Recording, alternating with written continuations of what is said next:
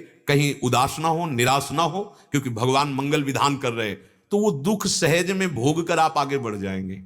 किसी ने जैसे प्रश्न किया कि हमने भगवान से बड़ी प्रार्थना की थी कि मेरी माँ भी पधारे नहीं, और खूब मंदिर गए और ऐसा किया, पर माँ पधार गई, भगवान ने तो सुना ही नहीं। 2-4 साल और दे देते तो क्या चला जाता। देखो भाई, ये निश्चित समय है। भगवान जितनी श्वासें दी उसके आगे नहीं, महात्मा भी नहीं बढ़ा सकता अपनी एक श्वास। हां, अब वो अपने प्राणायाम के द्वारा अपनी श्वासों को सुरक्षित रख रहे हैं, तो जितनी संख्या में श्वास है, आप चाहे भोगों में जल्दी जल्दी उसको खर्चा कीजिए, या आप योग के द्वारा उसे रोकिए, जैसे 1400 वर्ष तक रोका चांगदेव जी महाराज, बड़े योगी थे। श्वासों को रोकना और रोक करके भगवत चिंतन करना, वो एक अलग बात हो गई। पर जितनी श्वासें आपकी हैं, अब वो संपन्न होने जा रहे हैं, तो मंदिर जाने की तो बात जाने दो। जो बड़े बड़े भजनानंदी महापुरुष हैं, रात दिन भजन करते, एक श्वास भी आगे नहीं बढ़ सकती। आप ध्यान से बात सुनना, भगवान को मत कोसो। जितनी श्वासें हैं उससे एक श्वास नहीं बढ़ेगी। उन्हीं श्वासों को आप रोक रोक करके आप चाहे जितना बड़ा जीवन कर, जैसे कहा जाता है कि अमुक महात्मा 400 वर्ष के मानते हैं, 400 वर्ष के मानते हैं, क्योंकि वो अपनी श्वासों को रोक रहे हैं। 1 मिनट में हम जितनी श्वासें लेते हैं, और वो प्राणायाम के द्वारा अपने प्राणों को इतना सूक्ष्म कर लिया, बहुत लंबे समय तक श्वास को चढ़ाना फिर छोड़ना, एक श्वास, इतने में हमारी 100-200 श्वासें निकल गई।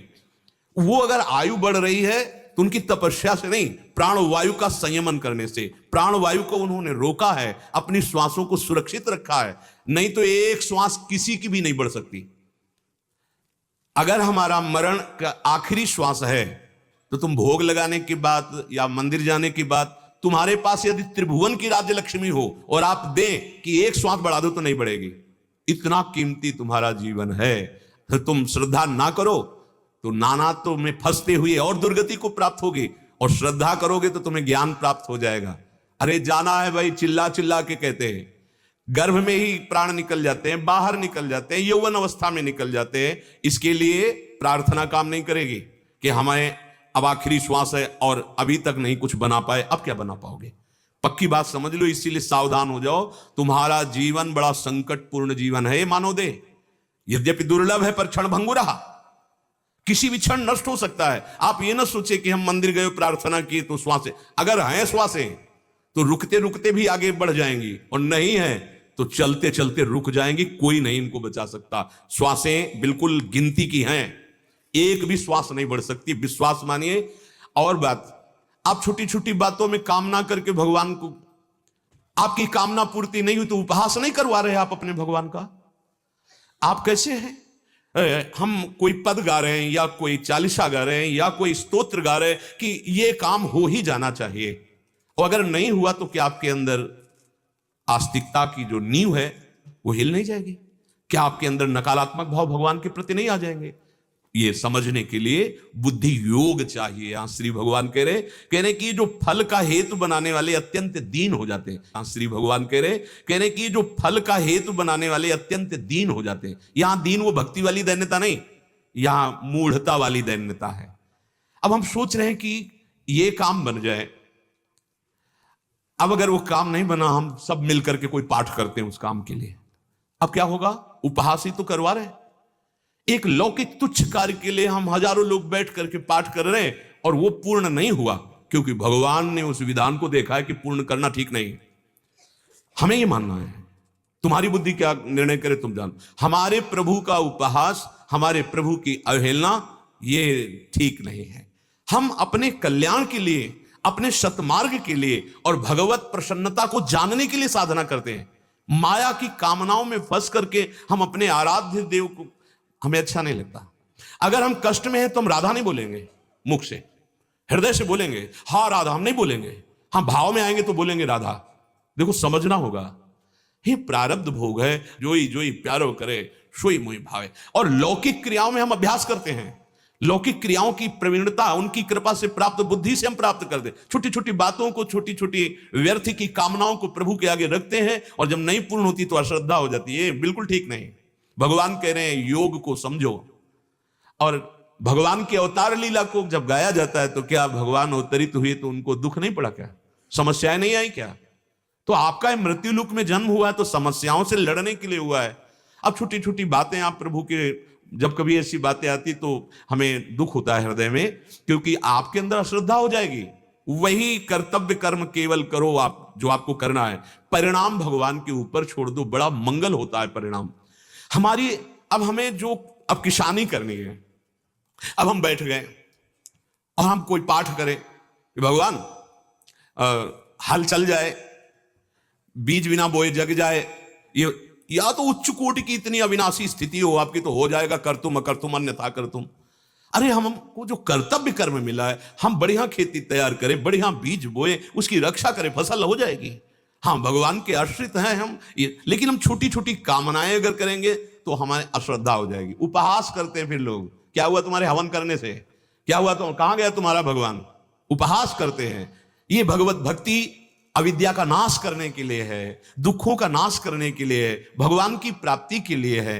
कामना तो फिर सांगोपांग अनुष्ठान। जब किसी महापुरुष ने कोई कामना की है तो आप उसकी साधना पढ़ के देखिए, कामना का फल उनको मिला है, पर उसके लिए कठोर संयम पूर्वक आराधना हुई।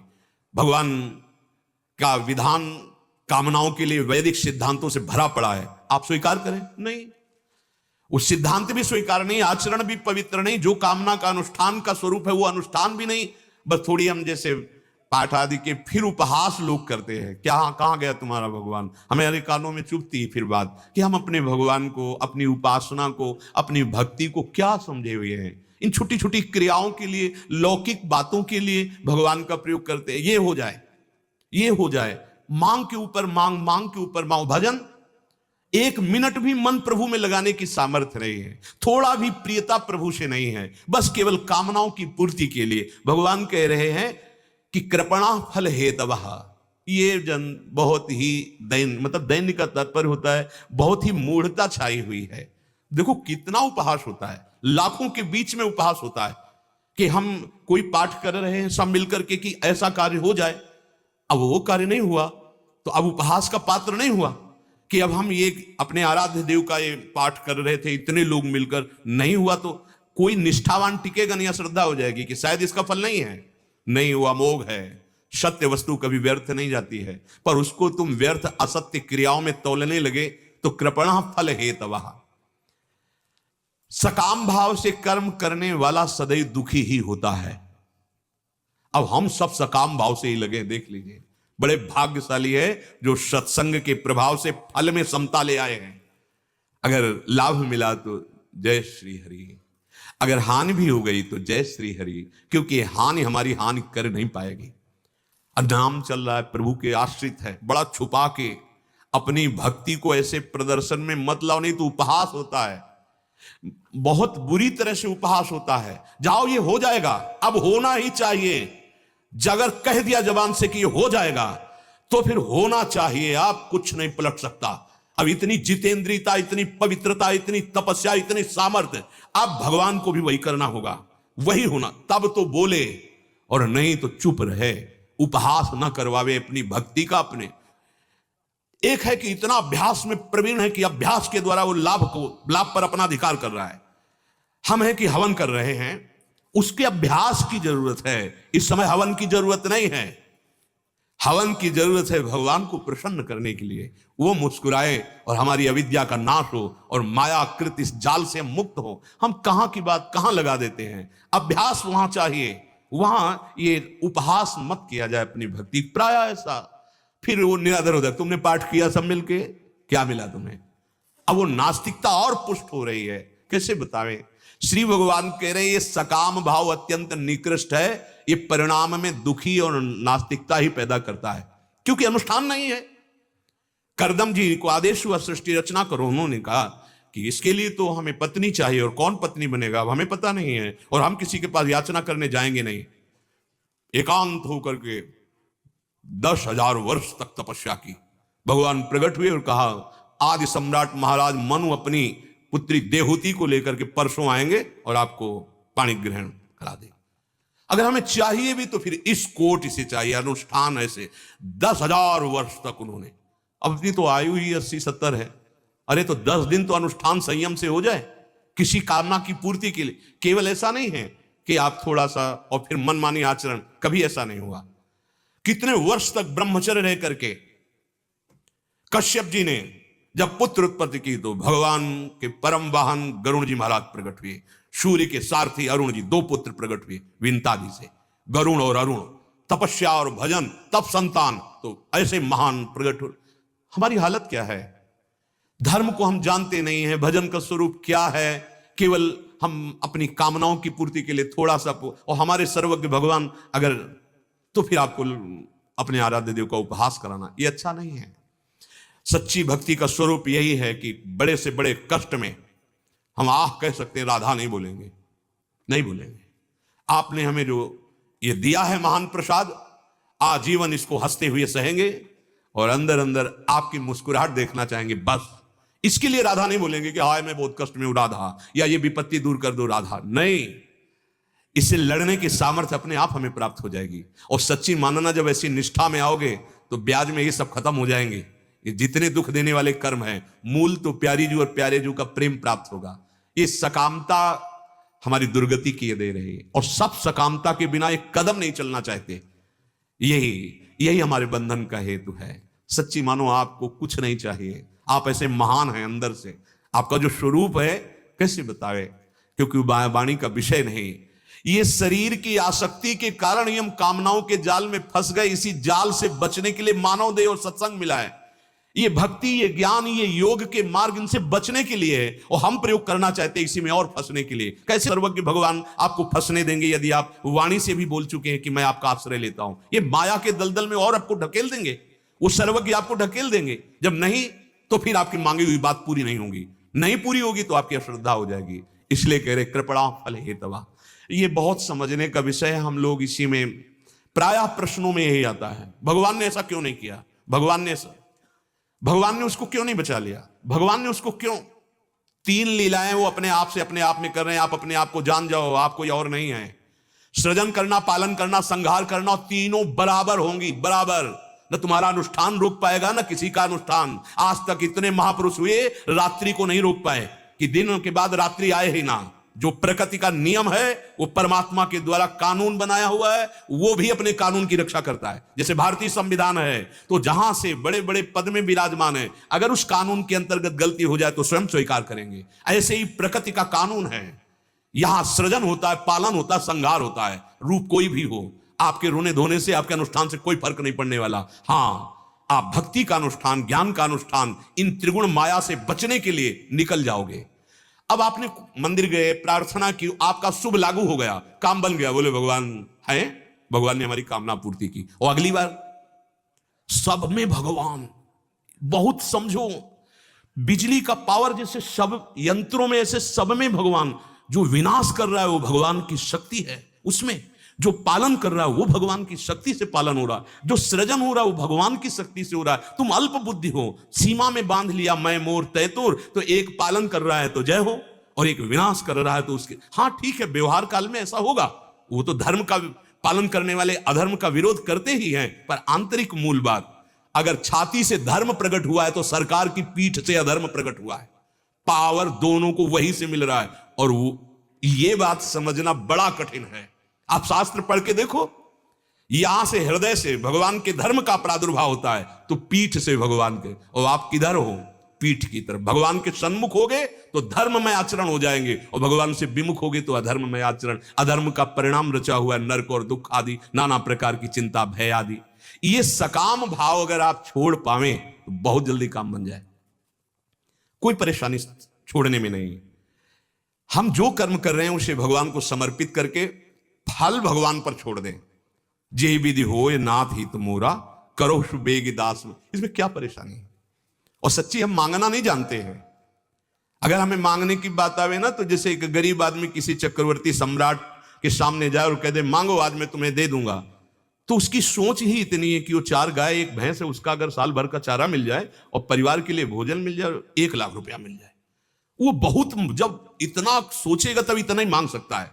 और अगर उसको उसके ऊपर छोड़ दे कि महाराज हम क्या मांगे, अब आपका जो मन हो, तो वो अपनी स्थिति के अनुसार देगा। ऐसे ही महापुरुषों ने प्रायः कि हम प्रभु मांगना भी नहीं जानते कि आपसे क्या मांगे, आप अपनी इच्छा से दे। तो अपनी इच्छा से भगवान अपनी अविरल भक्ति दी है, प्रेम दिया है, माया नहीं दी है। जब कृपा करते हैं तो माया मुक्त करते हैं भगवान, द्वंद्वों से मुक्त करते हैं। और हम लोग माया के ही कुछ कणों को मांगते हैं, जब वो नहीं देते तो बोले भगवान भैया हम हाथ जोड़ते हैं, मानव जीवन अश्रद्धा के लिए नहीं मिला, अपना कल्याण कर लो।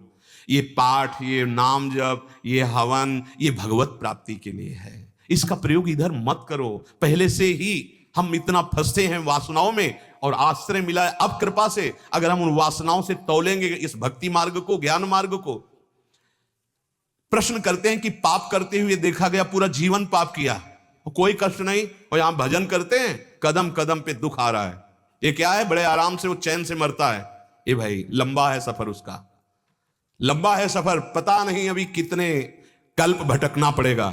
और ये जो संत महात्मा या धर्म से चलने वाले गृहस्थ हैं, इनको जो आप दुख देख रहे हो ना, इनका बहुत कम में निपटा के ये आखिरी है, ये जन्म आखिरी है।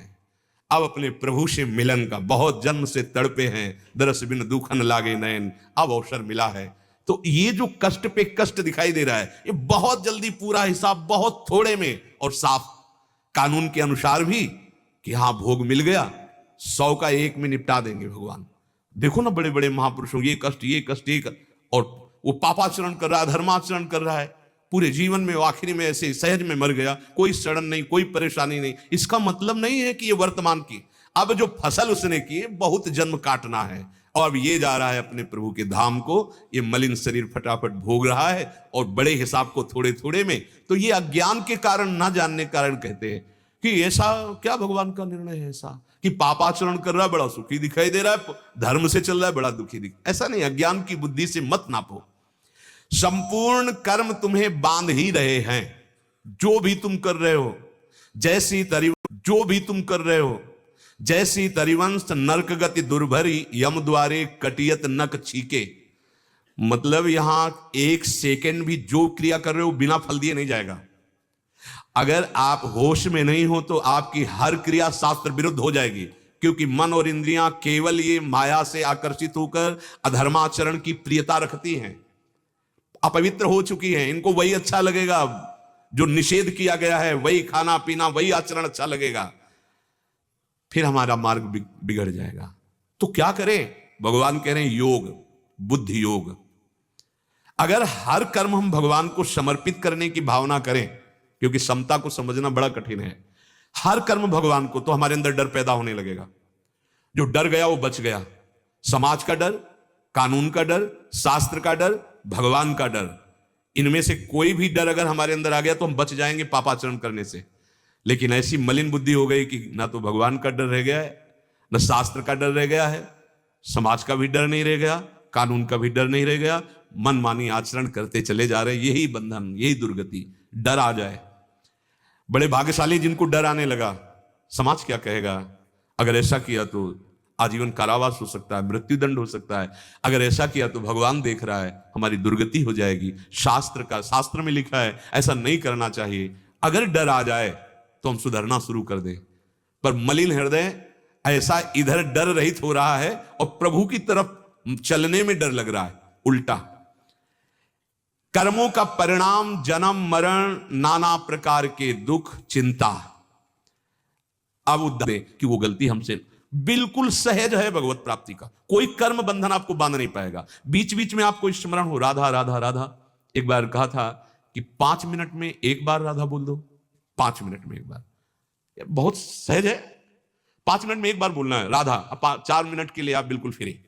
देखो आप, फिर 5 मिनट में राधा। अगर 24 घंटे राधा राधा ना चलने लगे तो हमें बताना, क्योंकि हर 4 मिनट में सैकड़ों बार राधा होगा कि 5वें मिनट में बोलना है राधा। बोलना तो है मुख से राधा, लेकिन अंदर से चलने लगेगा राधा राधा, क्योंकि 5 मिनट में बोलना है। ये फंसाओ ना मन को, मन ने तुम्हें फंसाया, ये भोग ये भोग ये भोग, फंसाओ राधा नाम पे। और मुक्त होने का बिल्कुल सहज उपाय कह रहे, तस्मात् शास्त्रम प्रमाणम। ये मनमानी नहीं कह रहे, ये नवयोगेश्वरों ने कहा है। स्वभाववश, अहंकारवश चेष्टा जो भी हो रही है वो परम पुरुष नारायण को समर्पित कर दे। इसे सहज भागवत धर्म कहते हैं। जो भी कर्म कर रहे हैं, यत करोषि, भगवान ने स्वयं श्री कृष्णचंद्र जी ने कहा, ये बहुत बढ़िया कर्म बंधन से मुक्त होने का उपाय। आज तक जो हुआ राधे श्याम, आगे हम गलत ना करें, सावधान रहें। और अभी से नियम ले लें कि कोई भी समय हम बिना भगवत समर्पित किए व्यर्थ नहीं जाने देंगे। नियम ले लो, बहुत जल्दी निष्कामता आ जाएगी, बहुत जल्दी आपके हृदय में आनंद आने लगेगा। पर ये 1-2 दिन करते हैं फिर भूल जाते हैं। माया का काम है भुला देना। पकड़ लो, कुछ तो पकड़ो। धाम निष्ठा, नाम निष्ठा, कर्म समर्पण, निरंतर भगवत चिंतन, कुछ तो पकड़ो।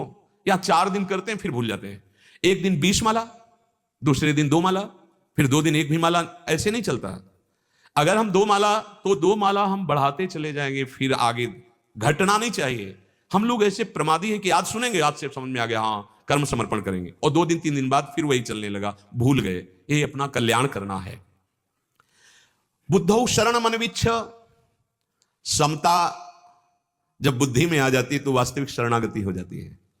हम फंसे हुए हैं लाभ हानि सुख दुख में, हाय नहीं पक्का समझो। बोले हमें तो भोगना पड़ रहा है, तुम्हें क्या, तुम तो बाबा जी हो। स्वप्न में जैसे आपको भोगना पड़ता है ना सुख दुख, और होता कुछ नहीं है, आपसे सच्ची कह रहे हैं, बिल्कुल ऐसा ही है। ये बिल्कुल ऐसा ही एक बड़ा स्वप्न है। इसी स्वप्ने में सब कुछ हो गया, सत्य कुछ नहीं है। कई बार आपको बताया है, महापुरुषों ने भगवान से कहा मैं अपनी माया दिखाओ। जैसे मार्कंडेय जी, जब भगवान नारायण प्रकट हुए तो कहा तुम्हारी कोई इच्छा, तो उनका प्रभु आपके चरण कृपा प्रसाद से कोई चाह नहीं है, सुना है आपकी माया बड़ी प्रबल है, ये क्या है, दिखाओ अपनी माया। अंतर्धान हो गए भगवान। थोड़ी देर में देखा कि समुद्र अपनी मर्यादा तोड़ के बह रहा है। ये देर न लगी, पूरा ब्रह्मांड जल में, भारी थपेड़ों में मार्कंडेय ऋषि, हाहाकार मच गया, कुछ नहीं बस ब्रह्मांड में जल ही जल।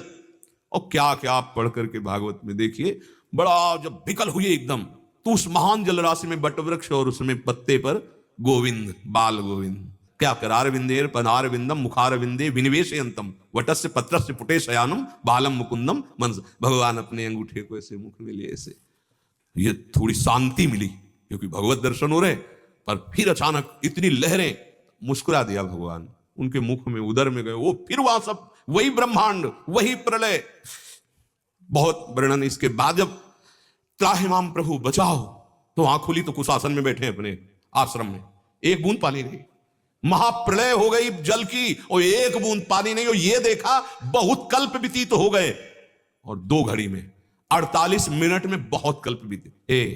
ये वही माया में अपने लोग फंसे हुए हैं।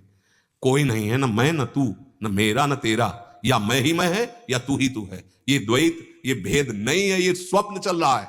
अरे हम नहीं कह रहे, काशी से बोल रहे भगवान शिव, उमा का हूं मैं अनुभव अपना, सत हरि भजन जगत सब सपना। हमारी बात ना मानो तो शिव जी कह रहे सपना में चल रहा है। उड़िया बाबा से एक महात्मा ने पूछा, तो क्या हम आपसे बात कर रहे हैं तो स्वप्न में? बोले स्वप्निक तो हो ही, मैं और तू दिखाई दे रहा है ना, आप बात करता है, हमसे उत्तर ले रहे हैं, तो स्वप्न में तो ले रहे हैं। जागृत जब हो गए तो एको ब्रह्म द्वितीयो नास्ति, कोई प्रश्न नहीं। अगर प्रश्न है तो स्वाप्निक पुरुष हो, स्वप्न में हो, मैं और तू दिखाई दे रहा है ना, उत्तर देने वाला, प्रश्न करने वाला 2 दिखाई दे रहे ना, ये स्वप्न चल रहा है। और स्वप्न बड़ा सुखद और दुखद होता है, बिना जागे सुख दुख नहीं हटता है। हम सब अविद्या रूपी मोह ग्रसित होकर यही सुख दुख के पचड़े में भगवान जगा रहे हैं। शरण में हो जाओ भगवान की, और दुख सुख से बचने के लिए अपने हर कर्म को भगवान को समर्पित कर दो। अगर हमसे कोई अशुभ कर्म भी हो जाता है, भगवान बड़े कृपालु हैं। जन अवगुण प्रभु मान न काऊ, दीन बंधु अति मृदुल स्वभाव।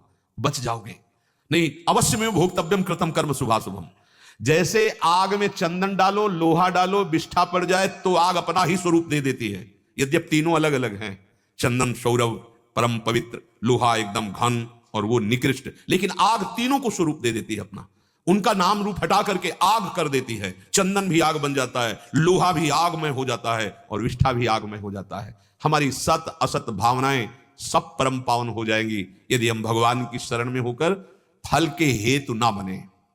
हम फल पे जो विचरण कर रहे हैं हमारी अज्ञान की धरा है, और फल मिलेगा, बहुत अच्छा मिलेगा। अरे भैया भोग लगाओगे तो प्रसाद आप ही को पाना है, बड़े कृपालु है, सब आपको ही मिलेगा प्यारे। हर कर्म का बड़ा उत्तम फल मिलेगा आपको, पर आप जो फल की कामना कर रहे हैं वो निकृष्ट है। भगवान कह रहे हैं दूरेण ह्रवरम कर्म बुद्धि योगाद। ये जो बुद्धि योग से विलग हैं, ये सकाम भाव करने वाले अत्यंत निकृष्ट भाव को प्राप्त हो गए। निकृष्ट भाव को, ये निकृष्ट भाव जब कानों में पड़ता है तब लगता है कि आप अपने साथ धोखा कर रहे हैं। शास्त्र अवहेलना, संतों की अवहेलना, भगवत अवहेलना, ये आप अपने साथ धोखा कर रहे हैं, किसी का कुछ नहीं बिगाड़ रहे हैं। फल अवश्य मिलेगा, महान फल मिलेगा छोटे से कर्म का। ध्यान दीजिए, बहुत उत्तम बात है। छोटा सा कर्म निष्काम आपको महान फल दे करेगा, बिना दिए वो रुक नहीं सकता। अगर आपने कामना कर ली तो कृपण फल हेतवः, फिर आप वैसा ही अनुष्ठान करो जैसी कामना, नहीं तो नहीं मिलेगा। और अगर आप निष्काम हैं, अनुष्ठान में त्रुटि है, वैसा पूर्ण भी नहीं है, पर वो कर्म आपको उत्तम फल प्रदान करेगा, भगवत प्रसन्नता। और जिसके ऊपर ठाकुर जी प्रसन्न है, कि दुर्लभ क्या रहेगा। कर्म बंधन से मुक्त होने के लिए मानव देह मिला है। सब लोग बहुत धैर्य पूर्वक रहो, सुख दुख को सहो, निरंतर नाम रटो, भगवान का आश्रय ले लो, जाना है। कल हम कुछ साधकों से एकांत में कहे, ए भाई थोड़ा सोचो, जाना है। कौन क्या तुम्हारे साथ, जाना है। कहां जाना है? प्रिया जी के पास जाना है, तैयारी कर लो जाने की। राधा राधा राधा, ये जो भी आप परिवार में कार्य कर रहे हो, ये सब भगवत स्वरूप है, ये सृष्टि भगवान ही बने हुए हैं। आप उनको कर्म अपने अज्ञान की निवृत्ति के लिए, वस्तुतः गुणानुगुण वर्तन्ते, आप करता हैं ही नहीं, पर इतना उच्च कोटि का ज्ञान आपको नहीं है, तो आप कर्म समर्पण पे आ जाओ। जो कर्म करो भगवान को समर्पित कर दो, नाम जप करो, भगवदाश्रित रहो, जीवन धन्य हो जाएगा। ये दुख सुख क्षणिक हैं, अभी दुख आया है फिर सुख आ जाएगा, सुख आया है तो दुख आ जाएगा। इन द्वंद्वों में मत फंसो, ऐसे महासुख में चलो जहां आनंद समुद्र है, दुख का लेश नहीं है, भय नहीं है। निरंतर नाम। श्री राधा वल्लभ लाल।